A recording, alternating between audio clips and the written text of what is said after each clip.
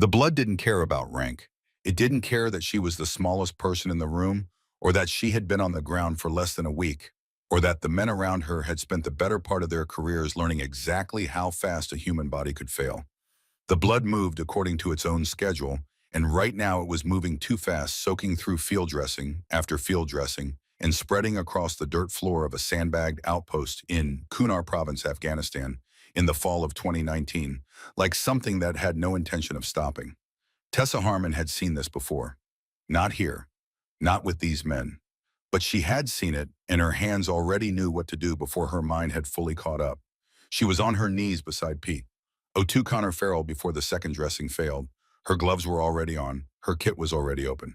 Around her, 5 men with more combined combat experience than she had, years on this earth, stood with weapons raised, eyes on the perimeter, and not one of them looked down at what she was doing. That was how it worked out here.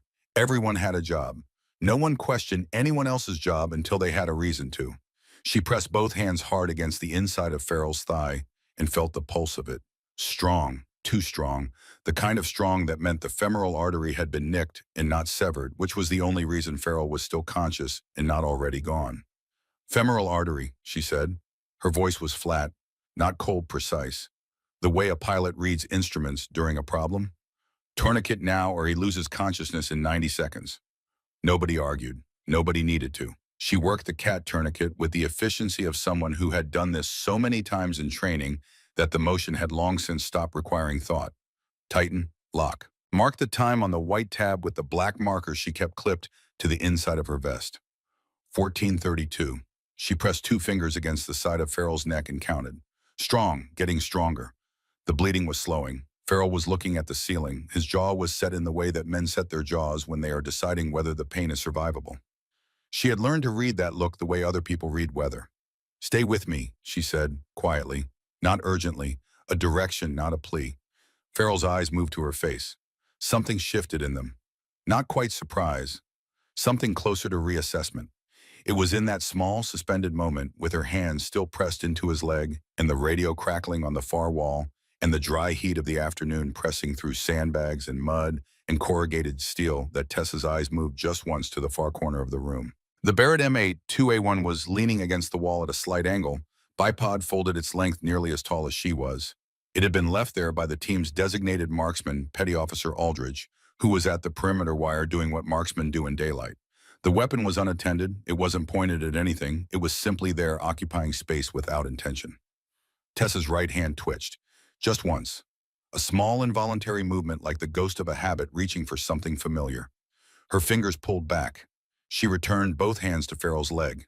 Her jaw tightened by perhaps a millimeter. No one in the room noticed. No one except Senior Chief Petty Officer Wade Harker, who was standing 7 feet away with his back against the wall and his eyes on everything.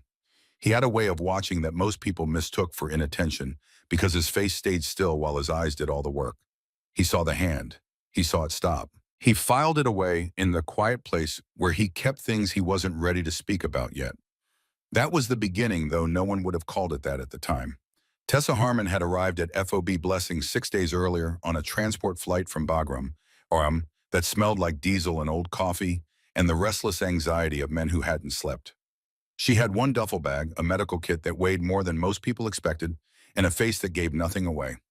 She was 26 years old, 5 feet 4 inches tall, 118 pounds. Her hair was dark brown and kept back in a tight, practical knot that hadn't changed since her first day at Naval Station Portsmouth. Her eyes were a shade of gray that shifted toward green in certain light, and they had the quality of recording everything they landed on without broadcasting that they were doing so. She had been assigned to SEAL Team 3 as a replacement corpsman following the departure of her predecessor, a man named Wickfield, who had made a decision under pressure 6 weeks prior that had nearly cost 3 men their lives. The details of that decision were not shared with Tessa. She did not ask, but she understood enough from the way Chief Petty Officer Brick Donovan looked at her during the first briefing, a look that was not hostile, not unkind, simply the look of a man who had been taught a lesson recently and was not prepared to forget it, to understand what she was walking into. She was not replacing Wickfield. She was paying for what Wickfield had done. That was the taste, and it was not fair, and she was prepared to pay it. Chief Donovan was 47 years old, built like something quarried rather than grown, with a gray-threaded beard. He kept short and eyes the color of weathered concrete. He had been running SEAL teams in one form or another for 22 years, and he carried the stillness of a man who had learned that most problems, if you wait long enough, will show you exactly what they are. He was not patient in the conventional sense. He was patient in the tactical sense, which is a different thing entirely. He had looked at Tessa for a long moment during that first briefing. Not up and down the way some men look, just at her face, measuring something he had not yet decided on. Then he said, "You'll shadow Harker for the first 48 hours. You don't initiate treatment on anyone without checking with me first." Tessa said, "Understood." That was the whole conversation. She had not told him she graduated top of her class at Field Medical Training Battalion.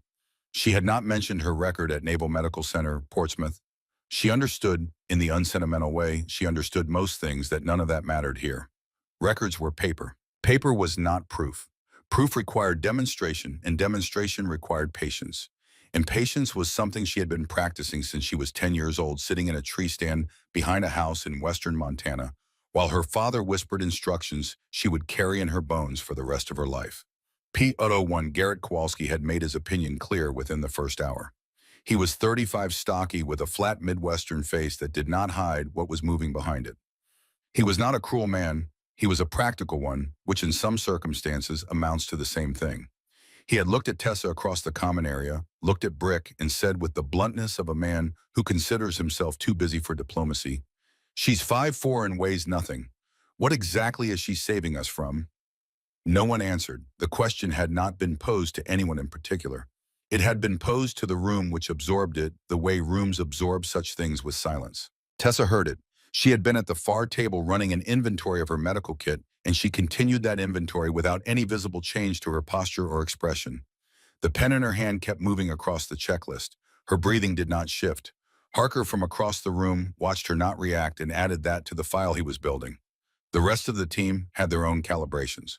P.O.3 Liam Briggs was 22, fresh enough that he still had the intensity of someone who hadn't learned to ration his alertness. He watched Tessa the way young men watch unfamiliar things, with curiosity rather than suspicion, and no clear conclusions.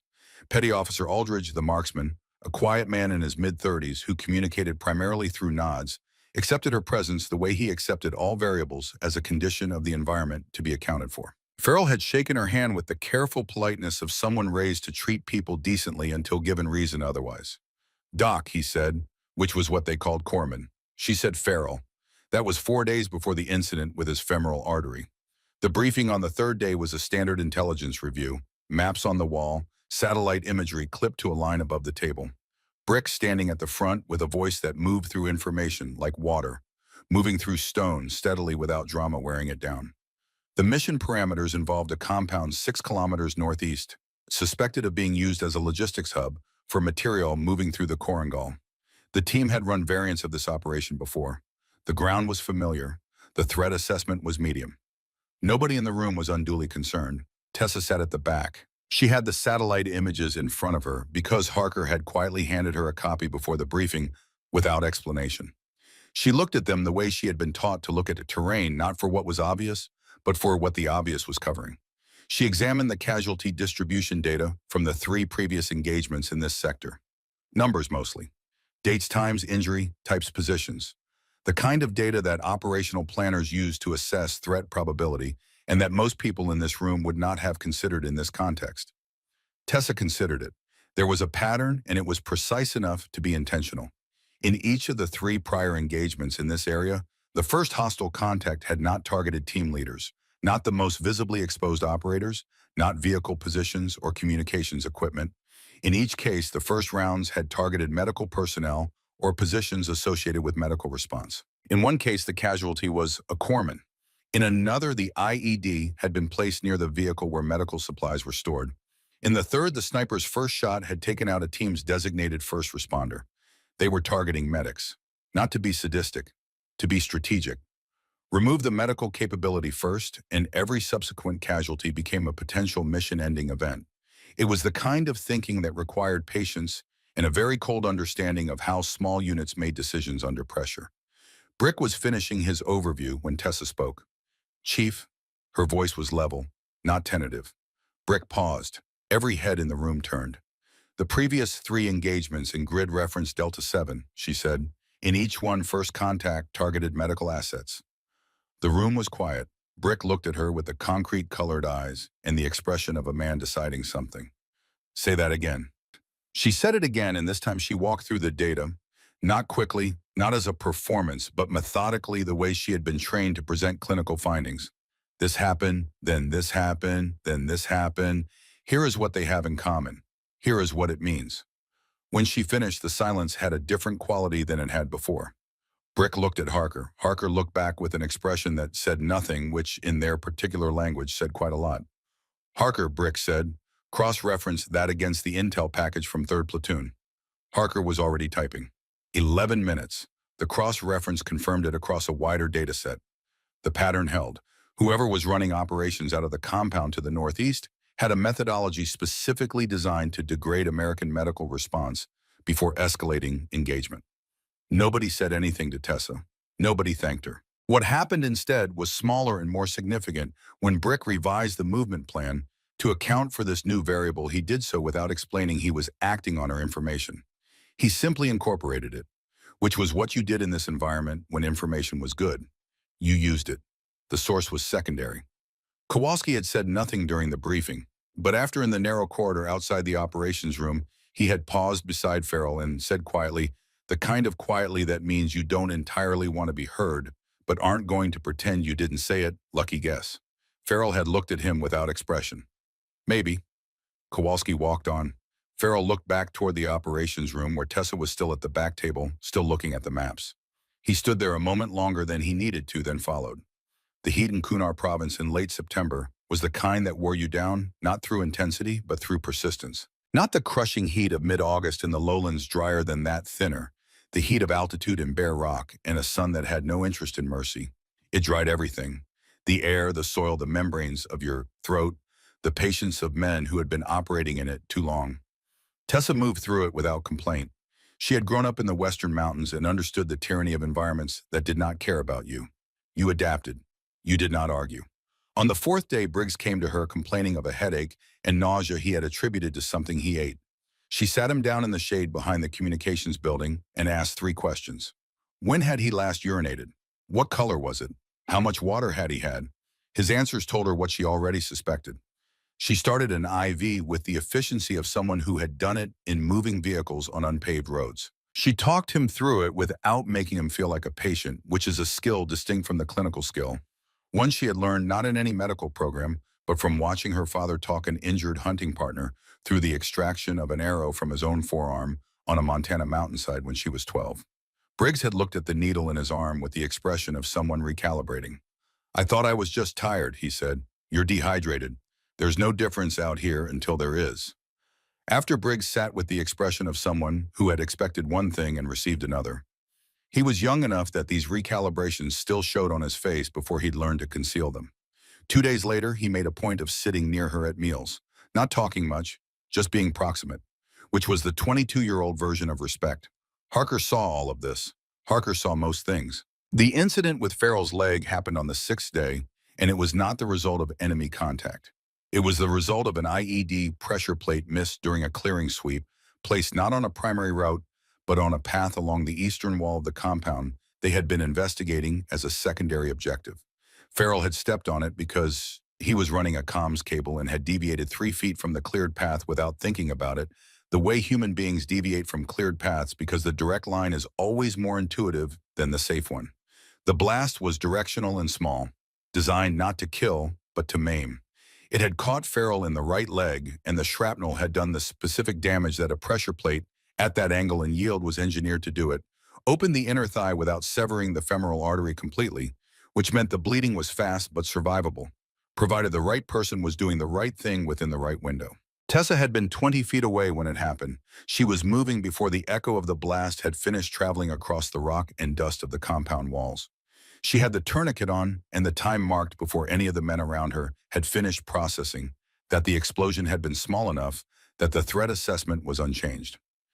She had her gloves on the dressing and in her hand, and she was already talking to Farrell, keeping his focus on her face and her voice and away from what was happening to his leg before Brick had finished issuing his immediate security response orders. Farrell looked up at her from the dirt and said, "How bad?" She said, "You'll walk." Not as reassurance, as a clinical fact. He held on to that like a handhold on the side of a cliff. It was after the tourniquet was set and the bleed was controlled and Farrell was stable enough to be moved that the room went quiet in the way rooms go quiet when people are reassessing something they thought they understood. The ambient assessment had been made before she ever arrived, confirmed by Kowalski's comment in the corridor, and had run through the team's understanding like background noise. She was small, untested, a liability until proven otherwise. The liability had just kept Connor Farrell's blood inside his body. Nobody made a speech about it. Nobody altered their behavior dramatically. But things shifted the way tectonic things shift underground, inaudible, detectable, only in changes at the surface over time. Harker came to stand beside her after Farrell was being prepped for transport to the aid station. He did not say anything at first. He stood beside her and looked at where Farrell had been lying, then at her hands which she was cleaning with a field sanitation wipe. He said, "Where did you train?" She said, "Field medical training." Then Portsmouth. He nodded once. That wasn't what he was asking, and she knew it, and he knew she knew it, and neither of them said anything further. Farrell being loaded onto the stretcher caught her eye. He said nothing. He made a small gesture with two fingers, an acknowledgement that had no official translation and required none. Tessa looked at him for a moment. Then she went back to cleaning her hands. The foreshadowing did not announce itself. That was perhaps the thing about it. It happened in the late afternoon of the seventh day, in the narrow space between the operations building and the storage container the team used as a makeshift gym. Kowalski was carrying equipment back to the armory after a maintenance check. One piece of that equipment was an M24 sniper rifle balanced over his right shoulder. He was moving fast because he wanted to be done before the evening brief. He came around the corner of the storage container at the same moment Tessa came around it from the opposite direction, and the collision was minor. A glancing impact shoulder to shoulder, but enough to send an M24 sliding off his shoulder into open air. It fell, or it would have. Tessa's right hand came out and caught it by the stock. Not the barrel, not a grab anything response. The stock, the correct place to catch a rifle, the place your hand goes to without consulting your brain, if you have been doing this long enough, that it stopped being a skill and became a reflex. Her hand was around the stock before the weapon had fallen 8 inches. She held it for 1 second. 2. Then she extended it back toward Kowalski, but first correctly, the way you return any weapon muzzle away control offered to its rightful carrier. Kowalski took it. He looked at his hands, then at hers, then at her face. Her face told him nothing. She met his eyes for exactly the right amount of time, long enough to be direct, short enough not to be a challenge, and then stepped around him and continued on her way. Kowalski stood in the gap between the buildings with the M24 on his shoulder and a look somewhere between unsettled and intrigued. He turned and watched her walk away. Her pace was the same as it had been. Her posture had not changed. Whatever had just happened had cost her nothing visibly. He turned back and found Harker standing at the corner of the operations building, watching. Harker had a coffee cup in one hand and the expression of a man who has just confirmed something he suspected. He looked at Kowalski. He looked at the M24. He looked at the place where Tessa had been standing. He took a sip of his coffee. He walked away. Kowalski stood there a moment longer with something working its way across his face that he did not yet have words for. Brick called the mission briefing for 1900 hours. The team assembled in the operations room in various states of pre-mission alertness. Aldridge was cleaning his scope with the quiet concentration of a man for whom this was a form of prayer. Briggs had his notebook out, pen clicking against his knuckle at irregular intervals, until Harker put one hand on his wrist and he stopped. Kowalski was in the back arms, crossed eyes forward, working through something he hadn't articulated yet. Harker was at the wall watching everyone. Tessa sat in the second row. Commander Elliot Webb had not returned. Brick said this first, not as alarm, as fact. Commander Webb was 51 years old and had been running operations in Kunar province for 11 months. He was not a man who missed check-ins. His last confirmed communication had been at 0600 that morning from a forward observation point approximately 3 kilometers north of FOB Blessing, where he had been conducting solo reconnaissance of a compound that had appeared in recent signals intelligence as a possible communications hub. Since 0600 nothing, 14 hours. Brick laid out what was known, the compound, the grid reference, the approach routes, the satellite imagery showing no unusual movement, no vehicles, no obvious signs of engagement, which meant either that nothing had happened or that whatever had happened had been contained inside the compound's walls. He laid out the official response. A QRF request had been filed, authorization was pending. The earliest possible conventional response was 36 hours, given current operational tempo across the province. He said it without editorial comment because the people in this room already understood what it meant and did not need it explained. Then he said, "We're going in 6 hours." No discussion. The team moved to preparation. Tessa went to her kit. She laid everything out in the order she would need it. Tourniquets first, hemorrhage control, airway. The rest in the hierarchy of mortality, the things that kill you fastest addressed first, things that merely damage you addressed after. She checked every item twice, not because she was uncertain, but because this was what you did, and the doing of it was itself a form of preparation. When she was done, she closed the kit. She looked at the table for a long moment. Her hands were flat against the surface, fingers spread. In the corner near the door, she was aware of the M24 that Aldridge had returned to its case. She did not look at it. She was deliberate about not looking at it, which was a form of looking. She thought about the compound 3 kilometers north.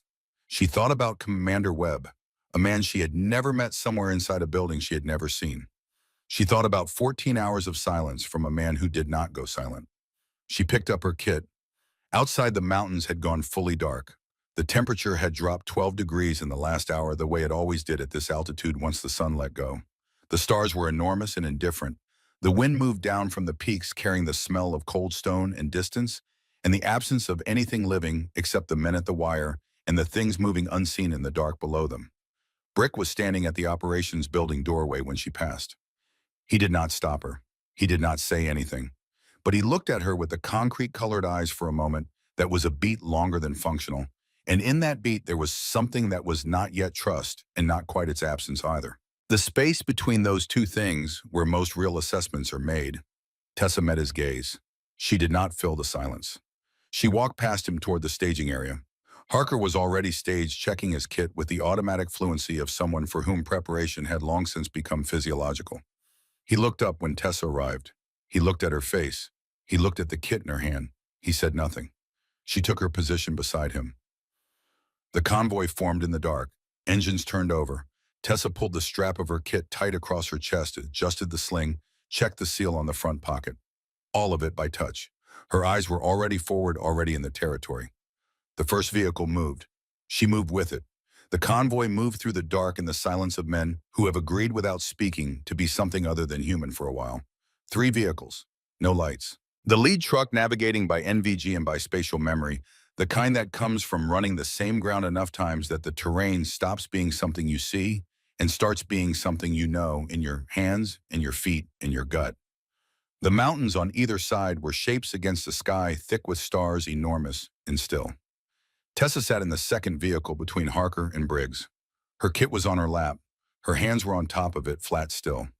She had done what she had learned to do in transit, not rest exactly, but the thing adjacent to rest, where you let your body conserve what it can while your mind stays at operational temperature. She had learned this from her father, who had called it quartering the way a bird dog quarters a field, always moving but always in service of something specific. Nothing wasted. Briggs was doing the opposite. He was young enough that transit before a mission was still a problem for him. Too much energy with nowhere to go, so it went into his jaw, his knuckles. The penny kept clicking against his palm until Harker put one hand on his wrist and he stopped. The compound was 6 kilometers. At this speed on this ground, that was 25 minutes. She used them. She went through the medical scenarios in order of probability. Traumatic injury from projectile. Blast injury with penetrating fragmentation.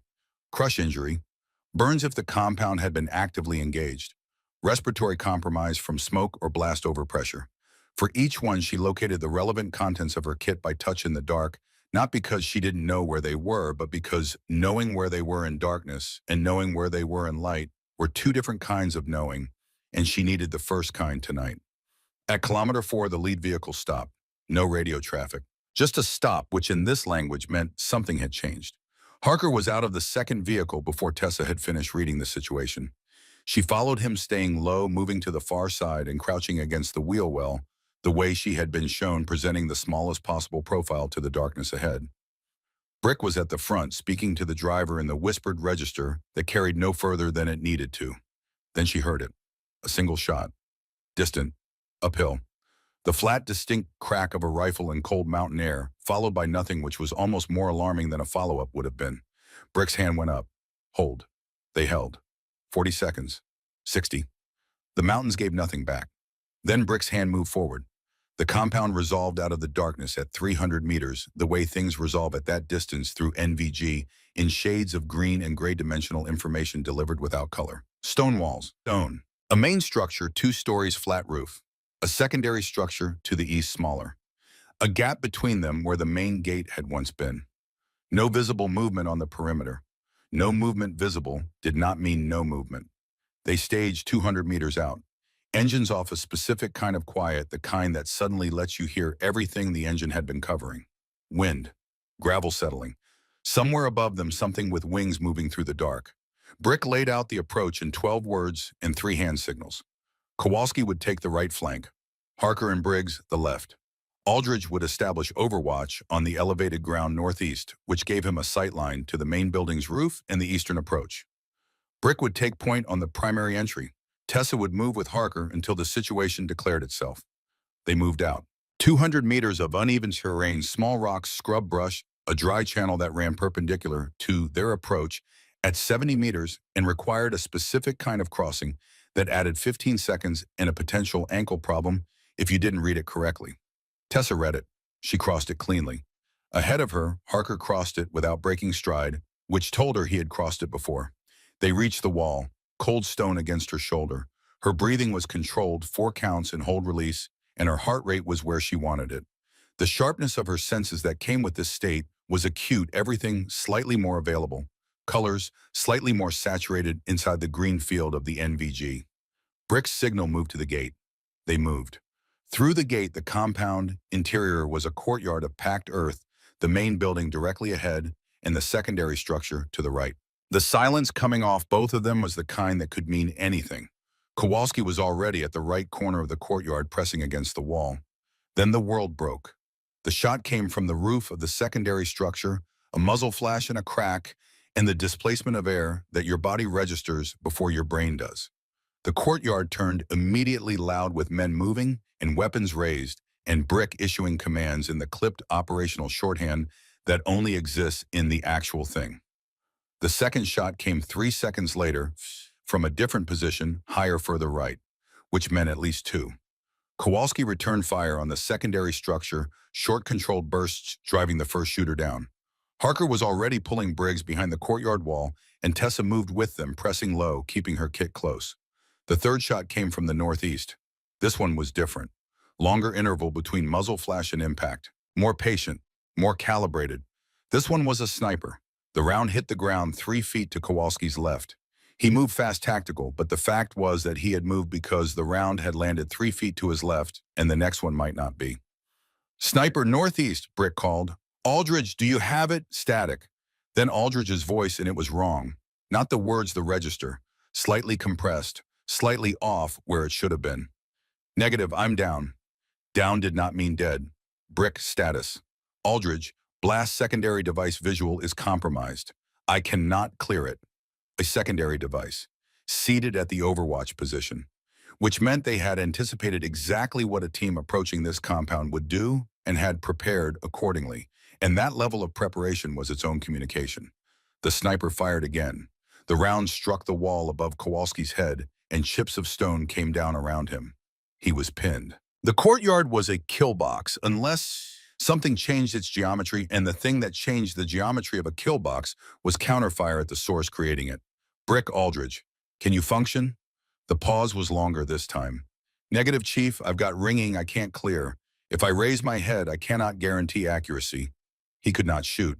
The sniper's position was northeast elevated, approximately 780 meters based on the delay between flash and impact.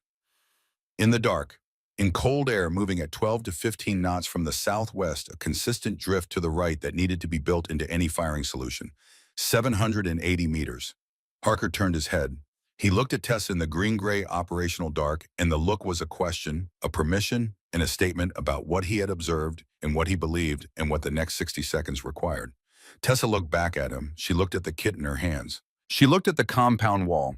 She looked northeast toward the elevated ground where the muzzle flash had come from, twice calculating distance and angle with the part of her mind calibrated to do exactly that from the time she was 10 years old, standing in a field in western Montana with her father's hand on her shoulder.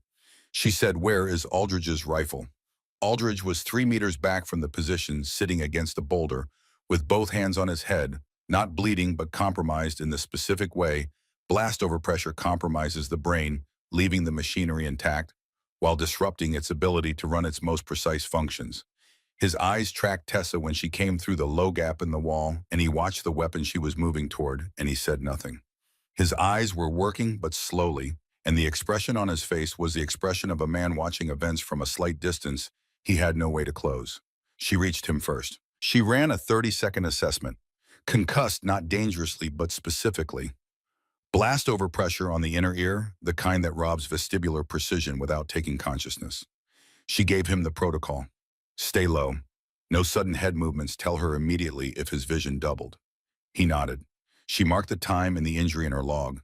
She could not fix it here. She could document it, monitor it, and trust that he would tell her if it worsened.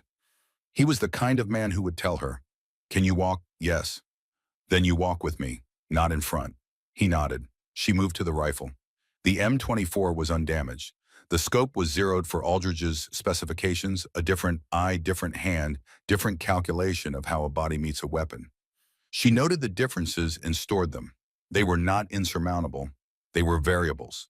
She found the natural depression in the rock 18 inches deep at the edge of the elevated ground. It offered a sight line to the northeast open to approximately 15 degrees of arc. She looked at the rifle for 3 full seconds. Not at the target, not at the position. At the rifle itself, the specific object. She had not touched a rifle like this in 6 years. She had made a promise over a casket in western Montana on a gray November morning, and she had kept that promise through field medical training, and through Portsmouth, and through every deployment briefing where she sat in rooms with rifles and had not touched them, and had not explained why. 6 years, her mother's face. The specific set of her mother's jaw at the graveside, the controlled grief of a woman who had been a soldier's wife long enough to know how to stand at a soldier's funeral, and the way that knowledge is not a comfort but a skill, and the thing she had said after quietly in the truck on the way home, "I need you not to go the same way. I need to know there is one thing I won't lose to a rifle." Tessa had said, "I promise." She had kept it. She picked up the M24. The weight of it settled against her shoulder with a recognition that had no mercy in it. This is where you belong. This is what you were built for. The years away did not change anything. Her hands knew. They had always known. They were going to continue knowing regardless of what she had told her mother in a truck on a gray November road, because some knowledge does not reside in the mind and does not answer to the mind's decisions. She went prone. She found the northeast elevation through the scope. The sniper's position was in a natural rock formation at 780 meters. She confirmed her estimate. At that distance, the angles made sense, sheltered on 3 sides with a forward-facing gap just large enough for a barrel and a man's upper body. A good position, carefully chosen. This told her things. She read the wind.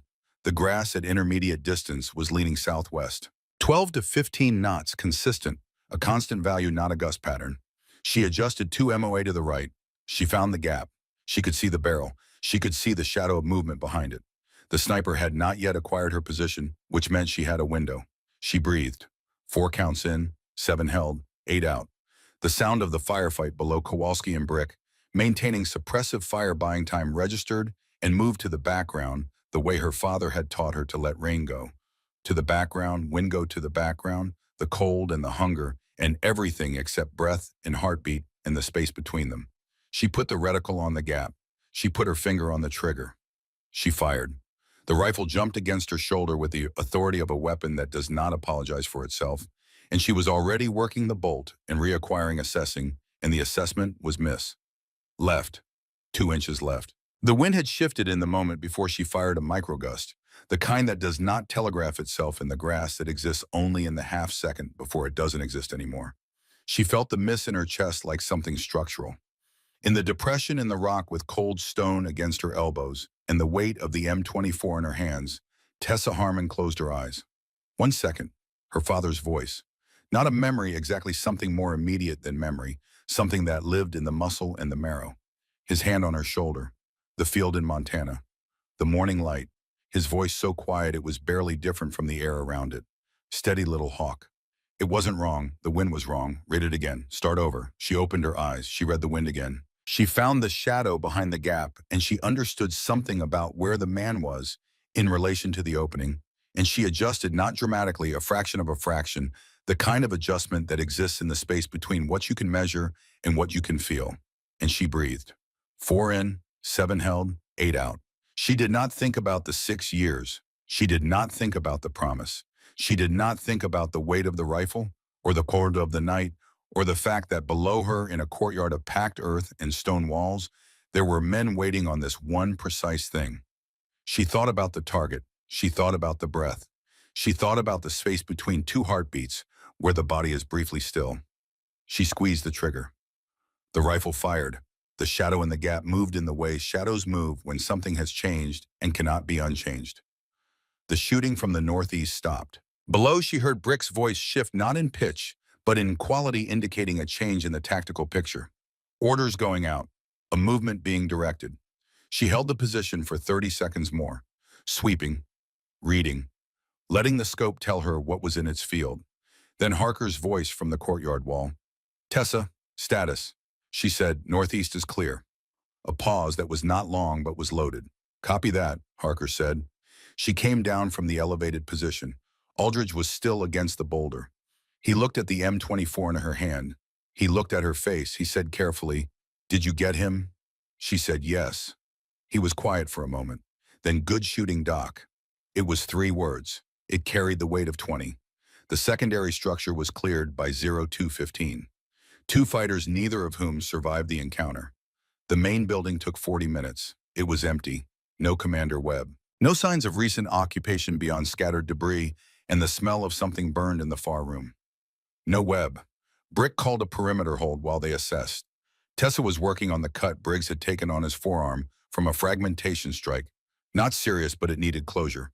And she was closing it with the care of someone who had decided that neat was better than fast because neat healed better and healed men fought better, and that arithmetic always balanced out.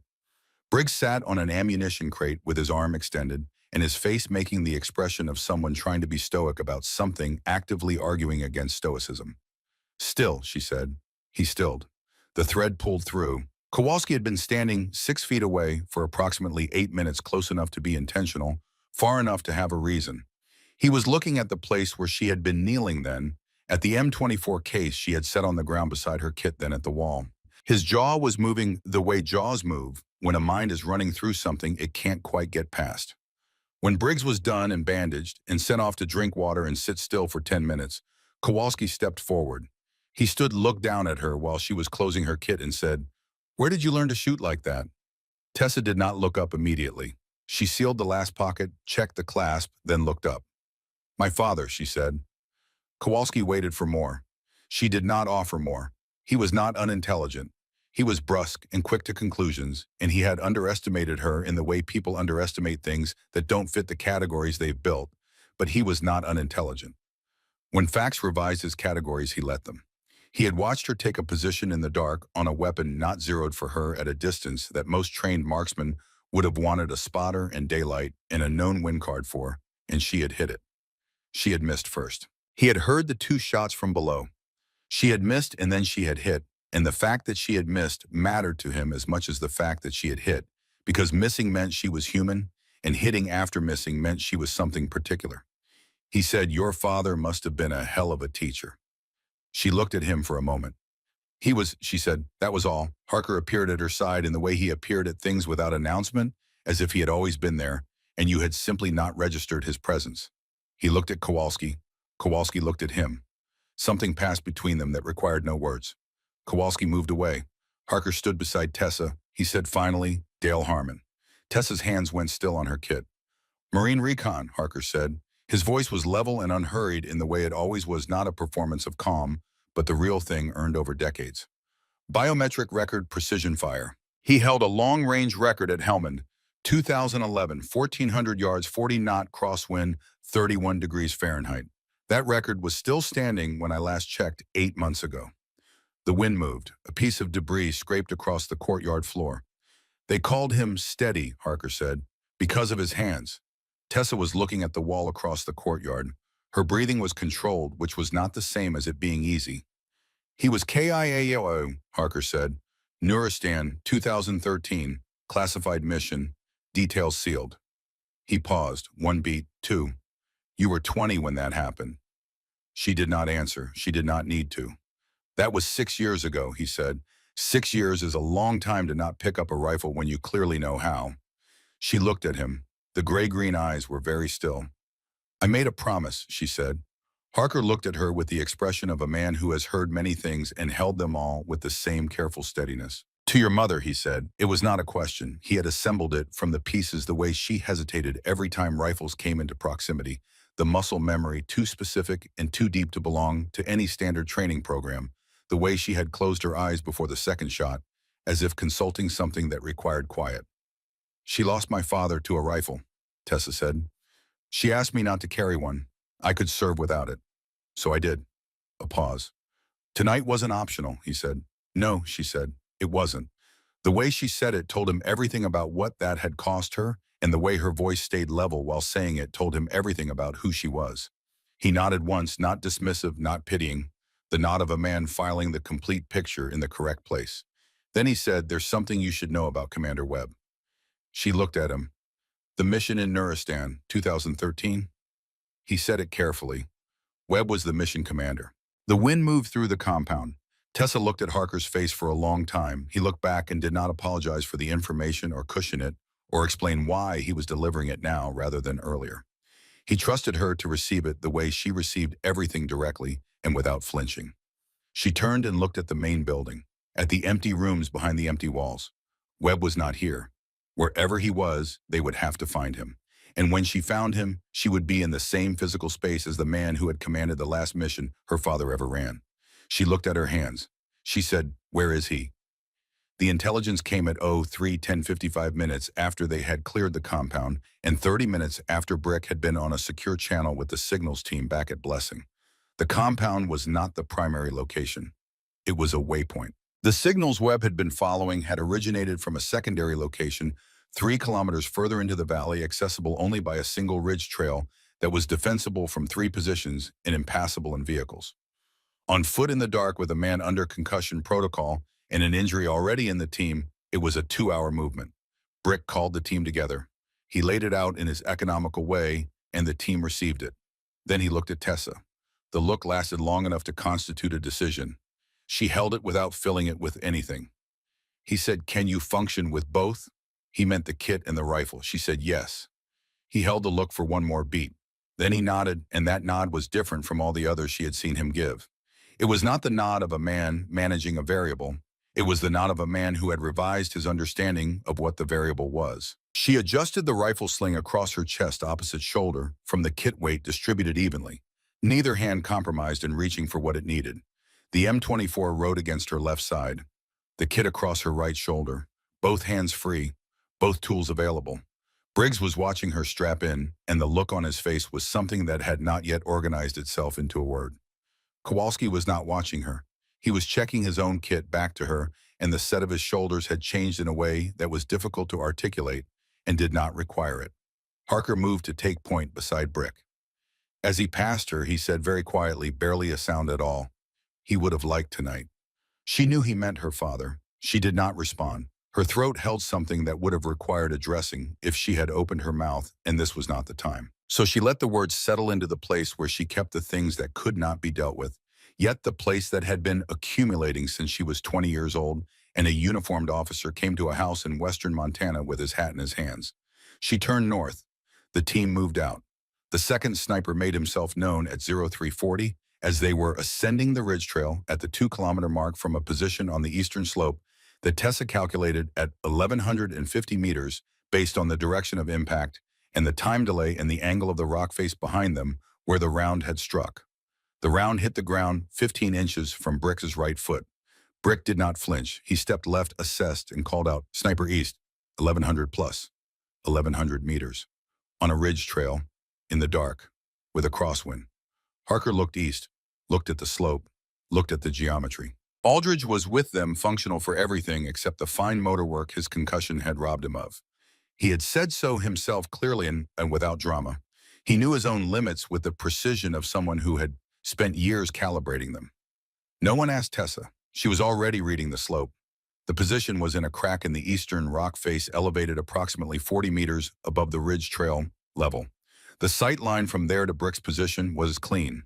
The sight line from the ridge trail back to the position required an angle near the limit of what the M24 was designed for, demanding or requiring a compensation for bullet drop that moved into territory where small errors produced large consequences.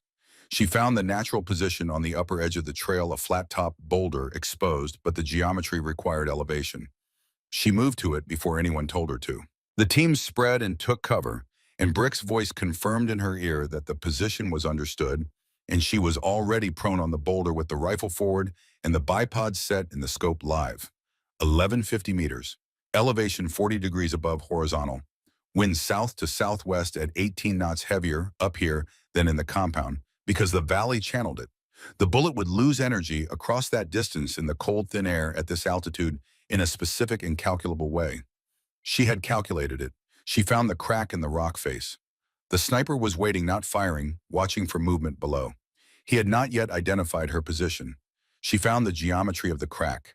She found the shadow inside it that was the right shape and size and position to be a man behind a weapon waiting for his next opportunity.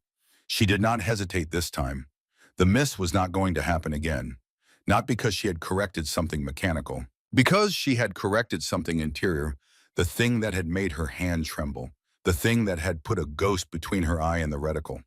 She had said goodbye to it on the boulder outside the secondary structure, in the second between the miss and the second shot, and it had released her with a completeness she had not expected. She breathed, she squeezed. The round traveled 1,150 meters in the cold mountain dark and arrived at the crack in the rock face, and the shadow inside it moved in the direction of physics, not choice. The shooting from the east stopped. Below the boulder she heard Kowalski's voice. He said, "She's not a doc." A pause. "She's a ghost." Brick said nothing. Harker said nothing. The mountain said nothing. Tessa worked the bolt. Reacquired the target. Confirmed. She came down from the boulder. The team was looking at her in the specific way people look at something that has just conclusively resolved a question they have been carrying. The looks were different from each other. Briggs's was open and uncalibrated. Kowalski's was the look of a man reassessing the foundation of a position he no longer found adequate. Harker's was the same steady attention it always was, which was its own specific thing. Brick's was the most direct. He looked at her for 3 full seconds, and in those seconds, she could see the recalibration happening, not of what she was, but of what he had told himself she was, the simpler version he had permitted himself, while evidence was still accumulating. He said, "Keep moving." They kept moving.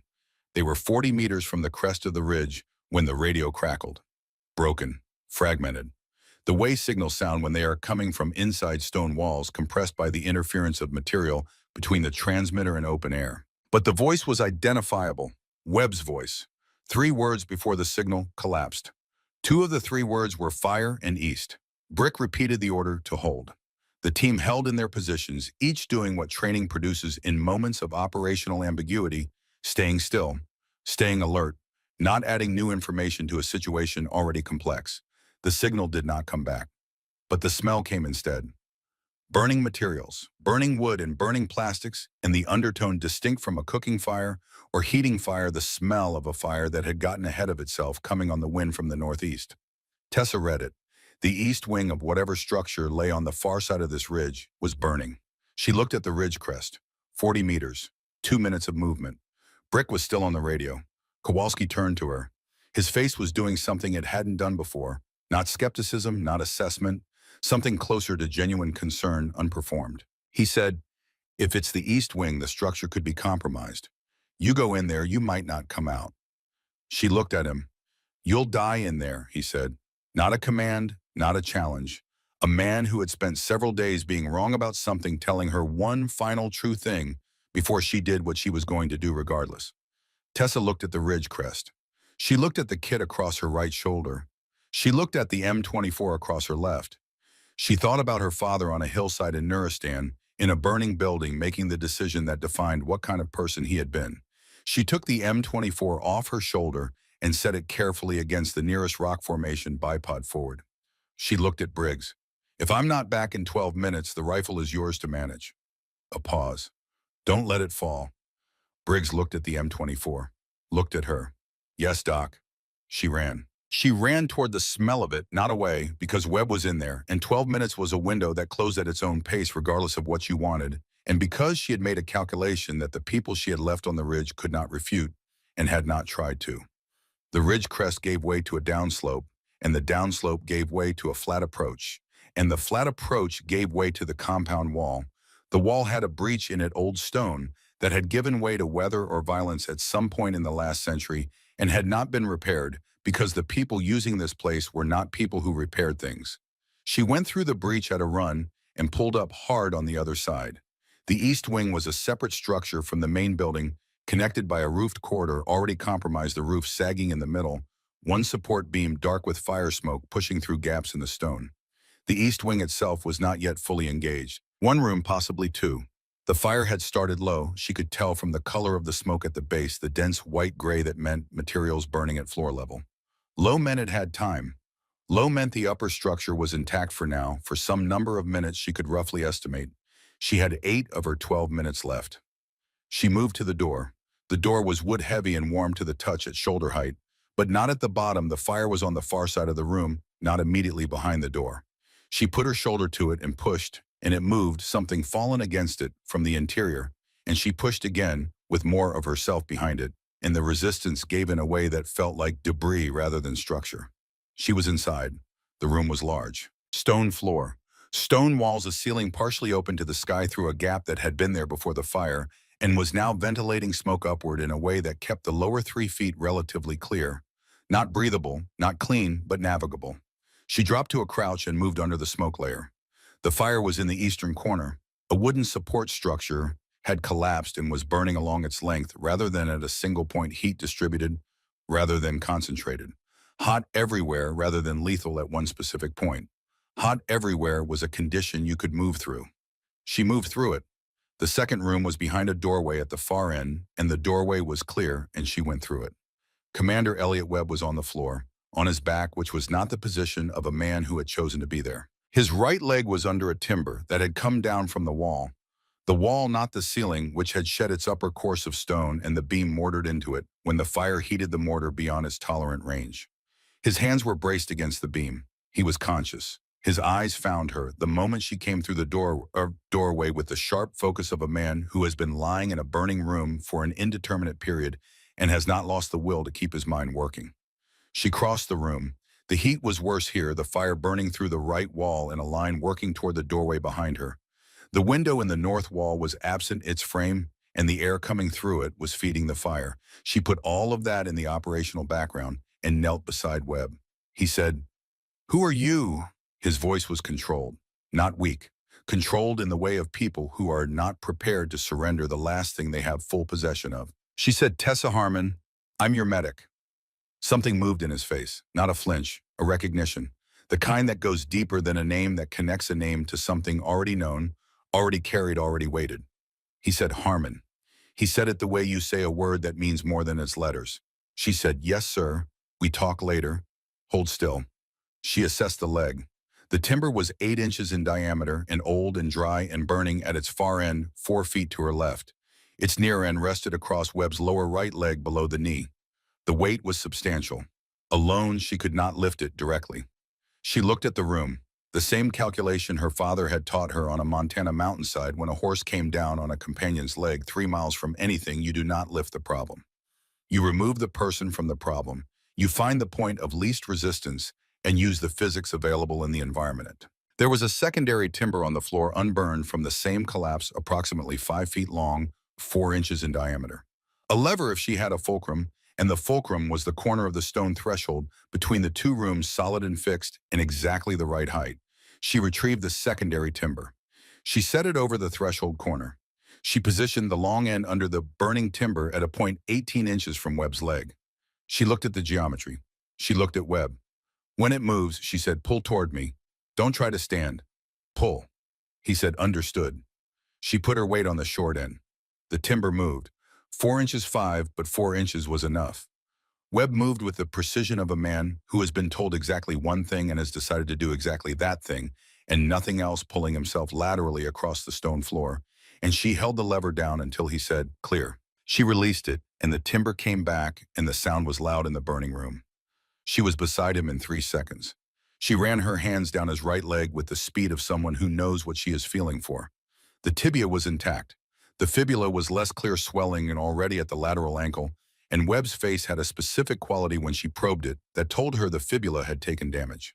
His right hand was burned. Not severely reddened, first and second degree demarcation clear at the wrist, but it would not bear weight. She said, "Right ankle fibula, possible fracture. Right hand, second degree burn. You're mobile if I support the right side." He looked at her with the eyes of a man filing this under the category of workable. She got her left arm under his right shoulder. He came up with the controlled effort of someone who has learned that pain is a condition of the environment and not a signal to stop. They moved. The doorway. The first room. The fire was louder now. The line burning through the right wall had reached the doorframe, and the frame was burning and the smoke layer had descended. She kept them below it, moving fast, half carrying Webb with the leverage of her entire body behind his right side. The external door. She hit it with her shoulder, and they came through it, and the air outside was cold against her face, and she pulled Webb 3 more meters before she let them both come down to the ground. Webb sat in the dirt with his back against the stone wall and breathed, and Tessa knelt beside him and did the same. Behind them, the east wing's roof made a sound like a slow exhalation. Then part of it came down. She looked back at it for 1 second. Then she looked at Webb. He was looking at her. Not with the gratitude that has shock in it, not the wide-eyed, involuntary recognition of survival. He was looking at her with the focused attention of a man who has thought about something for a long time and is now confronting it in 3 dimensions. He said, "Dale's daughter." She said yes. The word cost something. She paid it without flinching. He said, "I've been carrying something for you." She looked at him, the gray-green eyes level in the orange light. He said, "I'll tell you, but not here." She put her hand against his neck, checked his pulse. Strong, regular. She said, "You'll keep." He almost smiled, not quite, but the muscles around his mouth did the preliminary work of it. She keyed her radio. "Webb is out, east side, stable. I need extraction support." Harker's voice, "Copy that, 40 seconds. She stayed beside Webb with her hand on his shoulder, not for any medical reason, simply because the human body registers that kind of contact and responds to it, and she had learned this from her father, that touch was a form of information, that it told the body it was not alone in what it was managing.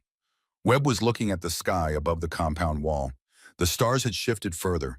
The dark was at its deepest the hours before any light begins to consider showing itself. He said quietly to the sky, "You move like him."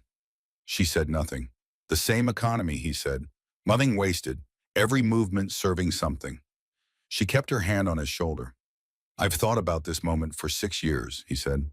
"What I would say if I ever met you." Harker came through the breach in the compound wall, and the medical handoff was the mechanical, efficient thing it needed to be. Briggs taking the weight on Webb's right side, Harker on the left, and Tessa walking beside, assessing and directing as they moved him through the compound to the staging area outside the wall. In the open ground outside the wall, with the sky enormous above them and the mountains dark on either side, and the fire behind the wall settling into itself, the team assembled around Webb with the quality of attention that men give to a commander they respect when that commander has come back from a place he was not guaranteed to come back from. Brick was on one knee beside Webb, conducting an operational debrief, not later now, because the information Webb had was relevant and Webb was stable. And in this world, you captured information when it was available. Kowalski was standing at the perimeter, back to the group, eyes on the dark. But his posture had changed from every time she had observed him doing this same thing. Something had gone out of the set of his shoulders. Not alertness that was entirely intact. Something else. A weight that had been load-bearing and was no longer needed. Harker was beside her, and he said nothing, and he stood beside her the way he had been standing beside her since the beginning, as a constant, as a reference point, as the specific kind of witness that does not require acknowledgement to remain present. Briggs was looking at the burning east wing with the attention of someone filing something for later. Webb looked up from his conversation with Brick. He found her face. He said, "Tessa." She went to him. He said, "Sit down." She sat on the ground beside him, her back against the compound wall, the kit across her knees. The fire behind the wall gave off steady heat.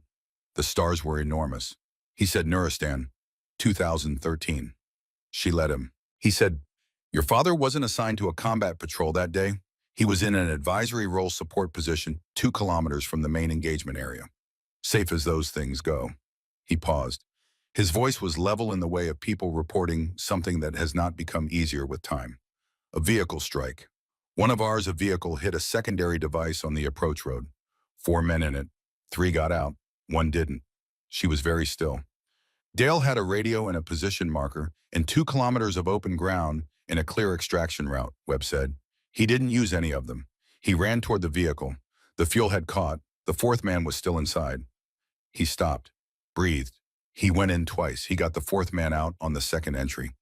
She was not looking at him. She was looking at the old stone of the wall across from her, the kind of old that predates everything happening around it and will be there long after everything happening around it is over. The third entry, Webb said. The fuel tank went. The wind moved over the compound wall. He had gotten 2 steps inside when it went, Webb said. Medical examiners said it was immediate. He didn't. He stopped, made a small adjustment. He didn't suffer. Tessa had not moved. Her hands were flat on the kit in her lap, fingers spread. The mission was classified because the vehicle strike revealed a compromise in route security protocol, and the investigation into that compromise was sensitive, Webb said. There was nothing classified about what Dale did. There was nothing that needed to be hidden. The family notification was handled incorrectly. You were told less than you deserved to know. I filed a formal objection at the time. I was told the classification covered it. He paused. I never accepted that. She looked at him. He saved the man's life, Webb said. Petty Officer First Class Raymond Ackles. He went home to his wife and 2 daughters because of your father. Ackles knows that. He has known it every day since. He held her gaze. Your father did not die because the mission asked him to. He died because someone needed help, and he was close enough to provide it, and he had the particular kind of character that did not calculate the cost before deciding. The fire behind the wall settled lower. The sound of it was quieter now. Webb said, I have thought about how to say that to you for 6 years. I don't know if I said it correctly. Tessa looked at him for a long moment. She said, you said it correctly. Her voice was level. It was the most precise form of control she had ever applied to her voice, and it held. Webb reached into the inside pocket of his vest. Slowly, his burned hand making the process deliberate, he retrieved something small. A photograph folded once. The fold had softened with time, and handling the paper worn smooth at the crease in the way paper gets when it has been opened and closed many times by the same hands. He held it out to her. She took it. She unfolded it. The photograph was taken in harsh, flat Afghan daylight, the kind that flattens everything and makes colors look slightly surprised to exist. A group of men, 7 or 8 of them in front of a vehicle. Not posing exactly. Standing in the way people stand when someone raises a phone and says, hold on, not arrange, just present together the way they happen to be in that moment. Her father was on the right side of the group. She knew his posture before she found his face, the specific way he stood, weight-balanced hands easy at his sides. The quality of stillness she had inherited and not fully understood the origin of until this moment. He was squinting slightly against the light. He wore the expression she recognized from 100 memories. The expression he had when he was relaxed, and among people he trusted a specific and careful expression because he did not extend that trust widely. Webb was in the center of the group. Younger, 6 years younger, but unmistakably Webb. In the lower right corner of the photograph, in her father's handwriting, the handwriting she had last seen on the back of a photograph of a man standing in front of an American flag, the photograph she had kept since childhood. These men are worth every shot, every steady hand. She looked at the words for a long time. She thought about the field in Montana. She thought about a September morning in 2001, 3 weeks after the world changed, and her father placing a rifle in her hands for the first time and saying, "Pay attention, little hawk. The world just got more dangerous." She thought about the years of it every Saturday, every hunting season, every afternoon when the light was right and the wind was readable, and he stood behind her and said nothing because she had stopped needing him to say anything because she already knew. She thought about the promise she had made over his casket, the promise she had kept for 6 years, the promise she had broken tonight twice in the dark, in the cold, in the mountains of a country he had also served in service of the same thing he had always been in service of. She refolded the photograph. She placed it in the pocket over her heart. She said, "He carried this," Webb said. "He gave it to me to carry. He said if anything ever happened to him, and if I ever met you, I should give it to you and tell you that he was proud of you before you'd done anything to prove it. That the pride was constitutional, not conditional. He looked at her. His words. She looked at the wall. She almost smiled. Not quite. But the muscles around her mouth did the preliminary work of it, and she recognized it, the almost smile, the smile that lived in the threshold rather than crossing it, and understood that this was something she had also inherited. She stood. She held her hand out to Webb. He took it with his left hand, the unburned hand, and she helped him to his feet with the care and efficiency of someone doing this as a medic who knows exactly where the weight needs to go. He sat on his feet, looking at her at close range. I'm going to recommend a designation change when we're out of here. She looked at him. Both skills, he said. Not one or the other. She said, yes, sir. He held her gaze. Your father was the best operator I ever worked with. I don't say that lightly. She said, I know. He looked at her, the look of a man receiving information he did not expect. Not the words, the quality behind them. The settled factual confidence of someone who has known something for a long time and does not require external confirmation. He said quietly, yes, I imagine you do. Brick appeared at her shoulder. He looked at Webb. He looked at Tessa. He looked at the pocket over her heart. He said nothing. He turned to survey the perimeter in the extraction route, and in the turning, he put one hand briefly on Tessa's shoulder. Not a gesture he would have made 6 days ago. Not one he would make again necessarily, but one that the moment required, offered without calculation, the way men who have spent their lives in tight places express the things that formal language cannot reach. Kowalski came in from the perimeter. He stopped in front of Tessa. He stood there with the flat Midwestern face, and the eyes she had learned over 6 days were more complicated than they presented, and he said nothing. He put his right hand over his chest, a deliberate gesture, and inclined his head once. The gesture of a man acknowledging something he cannot fully articulate and has decided to acknowledge anyway, with whatever currency is available. She looked at him. She nodded once. That was the whole conversation. It was enough. Briggs was at her left. He said, Doc. He said it the way the team that had been saying it since she arrived, the title, the shorthand, but the register had changed. It carried something now that it hadn't before. Not more respect than she'd been given by the formal hierarchy, just earned respect, the kind that moves through the body differently. She said, get on the radio. We need medevac for Commander Webb. He was already on it before she finished the sentence. 6 months later, the circles under Tessa Harmon's eyes had faded. She had put back the 9 pounds she had lost in the weeks after Kunar. Not quickly the way you put weight back when eating without thinking, but steadily the way the body reclaims itself when it has decided the emergency is over. The blisters on her palms from the compound wall had healed without scarring. Her right shoulder, which had carried the M24 for 4 hours on bad terrain, had stopped its complaints somewhere around week 8. She slept 6 hours most nights. That was 2 more than she had managed in the first month back. The nightmares had not stopped entirely. She did not expect them to.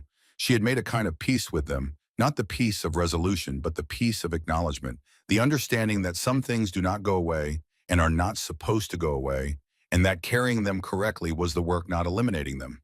Her father had carried things. She had not known as a child what he carried. She understood now. She thought she was beginning to understand how he had done it. The windows of the classroom at Naval Amphibious Base Coronado were horizontal rectangles of California light, the flat gold light of October mornings on the coast, falling across 17 people sitting at 17 tables, and one woman standing at the front of the room with a whiteboard behind her and a marker in her left hand. The room had the quality of silence that accumulates when the person at the front of it does not need to perform authority because they have it. The marker was in her left hand because her right hand rested on the table beside her fingers spread. It was not a conscious choice. It was the way she stood when she was about to begin something. The course was called Integrated Combat Medicine. It was 8 weeks long. It had been proposed to SOCOM by Commander Elliot Webb, still on administrative leave, while his right hand finished healing, and endorsed by Senior Chief Harker, who had submitted a 4-paragraph supporting document containing in its final paragraph one sentence. The reviewing board had apparently read 3 times before approving the course. The sentence read, I have observed this specific integration of skills, saved 2 lives that conventional specialization would not have reached. Farrell was in the front row. His leg had healed correctly. She had told him it would, and it had. He was here as an assistant instructor, a role he had accepted with the quiet enthusiasm of someone who understands that teaching is a form of continuation. When she had asked him why he wanted to do it, he had said, "You taught me something when you were working on my leg. I didn't understand it at the time. I'd like to pass it on." She had asked what she had taught him. He said, "That the problem in front of you is the only problem. Everything else waits." She had thought, yes, that's it. That's what my father taught me in a field in Montana when I was 10 years old and didn't have words for it yet. Briggs was in the third row. He had requested the course before it was officially listed. He had gotten his EMT certification on his own time, had been running twice as far in the mornings for 3 months, and had told her over the phone, "I want to be able to do what you do." She had said, "You want to be able to save people." He said, "Yes, Doc." She said, "That's the right reason." The other 14 students were from various units, some with combat experience, some without, all of them selected on the basis of aptitude assessments that Parker and Brick had designed with the specific intention of finding people who could hold two different kinds of knowledge simultaneously without defaulting to one under pressure. They were looking at her now. She looked back at them. She said, "This is not a course about being good at two things. It's a course about understanding that in the field, the problems don't wait for you to finish the first one before presenting the second." She paused. "Let the room hold that. You will leave here able to control hemorrhage while maintaining situational awareness. You will leave here able to transition from treatment to weapon and back without the transition costing the person under your hands their life." Another pause. "Those are not separate skills. They are one skill applied through two hands." The room was very quiet. She put the marker down. She said, "We start with the basics, not because you don't know them, because knowing and applying it are different things, and I need to know which one you have." She picked up the tourniquet from the table. Farrell watched her hands from the front row. He had watched them from the beginning, from the moment in the dirt outside the FOB, when she pressed both palms against his leg and said femoral artery with the flatness of a pilot reading an instrument. He had been watching them since the way you watch something, trying to tell you something you haven't yet learned to hear. She held the tourniquet up. She said, "Femoral artery, 90 seconds. Who's first?" 17 hands went up. That evening, she sat on the hood of her truck in the parking lot of the base facing west, watching the last of the October light go out over the Pacific. The ocean was enormous and gray, and moving with the indifference of large things that have been doing what they do long enough to have no opinion about being watched. She called her mother. The phone rang 3 times. Her mother answered with the tone of a woman who has been carrying a specific vigilance for 6 years and has not yet fully set it down, whose voice holds a question every time the phone rings that she does not ask aloud because she has learned that asking it does not answer it. Tessa said, "It's me." Her mother said, "I know." A pause. The comfortable kind, the kind with nothing threatening in it. Tessa said, "I want to tell you about the last 6 months." Her mother said, "All right." And Tessa told her. Not everything, some things lived in the classification structure and would stay there, and she did not need to violate that to say what needed to be said. But she told her mother about the compound and the fire and the rifle and the promise she had broken and what she had broken it for. She told her about the photograph and what was written on the back. She told her about the course and Farrell and Briggs and the 17 people who had raised their hands. She told her what Webb had said about Nuristan. Her mother was silent for a long time after that. Not the silence of grief alone, the silence of a woman receiving information she has needed for 6 years and receiving it all at once, letting it find its correct position in the architecture of everything she had built without it. Finally, her mother said, "He went in 3 times." Tessa said, "3 times." Her mother made a sound that was very small and very precise. Then she was quiet. Tessa looked at the ocean. The last light was going now, the gray darkening toward the blue-black of coastal California evening. Her mother said, "He used to tell me your hands were the steadiest thing about you. He said he'd never seen a child hold a rifle with that kind of patience." Tessa said, "I know." Her mother said, "He would be so—" She stopped. She tried again. "He is proud of you. I know that's not the grammar that fits, but I don't care about the grammar." Tessa said, "I know." The ocean moved. The light finished going out. Her mother said, "Are you all right?" Tessa thought about the question. She gave it the weight it deserved. She said, "I am. Yes." Her mother said, "Good." A pause. "Come home when you can." Tessa said, "Soon." She sat on the hood of the truck for a while after the call ended, the photograph in her hand and the ocean moving in front of her and the base quiet behind her. She opened the photograph and looked at it in the last of the evening light. The group of men, her father on the right squinting at the sun, Webb in the center, the handwriting at the bottom. These men are worth every shot, every steady hand. She had thought about what it meant to be her father's daughter for as long as she had understood her father was someone worth being the daughter of. She had thought about it when she was learning in the field in Montana, and when she was at field medical training, and when she was at Portsmouth, and when she was kneeling in the dirt with her hands on Connor Farrell's leg, and when she was on the boulder with the M24, and when she was running through the breach in the compound wall toward the smell of burning. She had thought she understood it.